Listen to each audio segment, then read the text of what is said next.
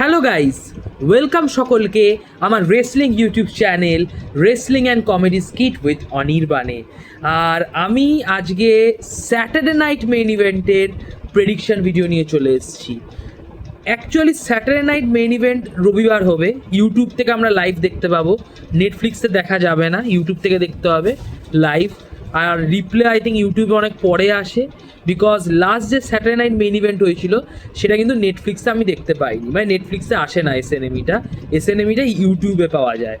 তো Saturday night main event actually রোববার ভোরবেলা হবে, আর এভালিউশন হবে সোমবার ভোরবেলা। তাও আমি এভালিউশনের প্রেডিকশন ভিডিও আগে করেছি, কারণ এভালিউশনের কার্ড সেট 7টা ম্যাচ 7টাই হবে।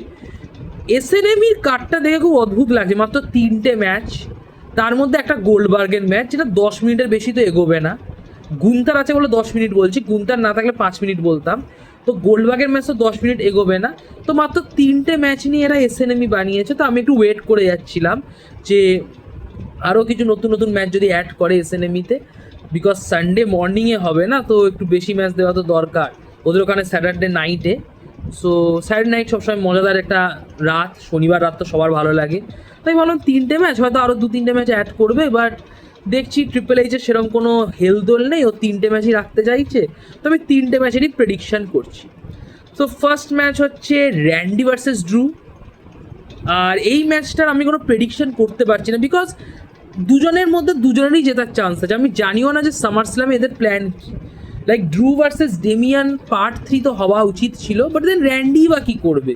আর যদি এরা ডেমিয়ান প্রিস্টকে অ্যালিস্টার ব্ল্যাকের সাথে ভেরাতে চায়, কারণ স্ম্যাকডাউন থেকে তাই মনে হয়েছে, তার মানে ড্রু ভার্সেস ডেমিয়ান ওভার, তাই ড্রুই বার সামার স্ল্যামে করবে কি? সো আমি খুবই কনফিউজ যে আইদার কে জিতবে এদের মধ্যে, ড্রু জিতবে নাকি র্যান্ডি ওটন জিতবে। আর দুজনেরই জেতা দরকার। লাইক ড্রু ম্যাকিন্টায়ার যে পরিস্থিতিগুলোর মধ্য দিয়ে গেছে, বড় বড় রাইভালরি যেভাবে ও হেরেছে, তাতে ম্যাকিন্টায়ার একটা বড় ডাব্লিউ দরকার, এবং র্যান্ডি ওটনকে পিন দেওয়াটা কিন্তু খুব বড় একটা ব্যাপার।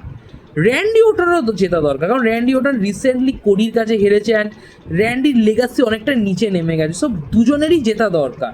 সো বাই লজিক যেই জিতুক আমার কোনো আপত্তি নেই। আমার প্রেডিকশান হচ্ছে সামহাউ র্যান্ডি ওটন ম্যাচটা জিতবেন, দ্যাটস মাই প্রেডিকশান। আমি হলে কি করতাম আমি জানি না, আমি হলে আই থিঙ্ক র্যান্ডিকেই জেতাতাম, বিকজ দেন র্যান্ডির জেতা বেশি দরকার, কারণ র্যান্ডির স্ট্যাটাস মারাত্মক নিচে নেমে গেছে। লাইক র্যান্ডিকে আর সেই র্যান্ডি বলে মনে হয় না। ড্রু ম্যাকিন্টায়ার তাও ওর ওই ক্যারেক্টার যা, তাতে ও হারলেও অসুবিধা হয় না। র্যান্ডি ওটন হারলে র্যান্ডি ওটনের জন্য আমার খুব খারাপ লাগে। আমি হলে হয়তো র্যান্ডিকেই জেতাতাম, and my prediction is actually Randy Orton এই ম্যাচটা জিতবে, অ্যান্ড দেন সামার স্ল্যামে র্যান্ডি আই ডোন্ট নো কী করবে, আমি ভগবান জানে। LA Knight versus Seth Rollins second match, এবং এই ম্যাচটা আই থিঙ্ক এলএ নাইটের কেরিয়ারের সবচেয়ে বেস্ট ম্যাচ হতে পারে। মানে সিগনিফিকেন্সের দিক থেকে বলছি যে এই ম্যাচটা ওকে অনেক বেশি হেল্প করতে পারে ওর কেরিয়ারে এলিভেটের জন্য। সো এই ম্যাচে একটাই প্রেডিকশন হতে পারে, সেটা সেথ রলিন্স, কোনো কথা হবে না। সেথ রলিন্সের জেতা দরকার, আমি হলেও রলিন্সকে জেতাতাম, অ্যান্ড দ্যাটস মাই প্রেডিকশন। এলে এই ম্যাচে জিততে পারবে না, বিকজ রলিন্সের কাছে বড় ফিউড আসছে, Rollins versus Roman, Rollins versus punk, এইসব ফিউড আছে। তো আমার মনে হয় না যে রলিন্স এলএ নাইটের কাছে হারবে।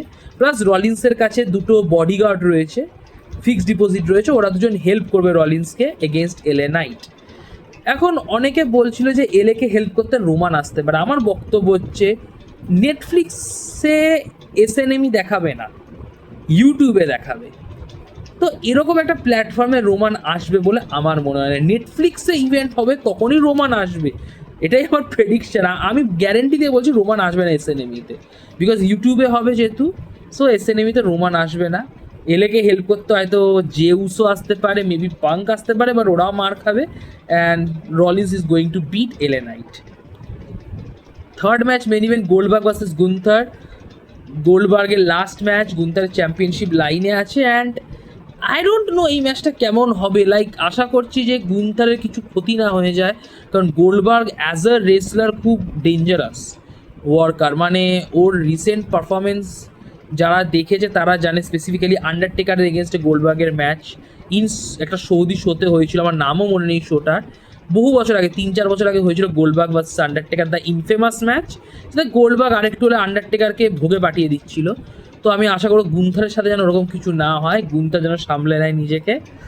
এখন এই ম্যাচে আমি চাই গুন্থার রিটেন করুক, এটা কোনো অন্যথা হওয়া উচিত না।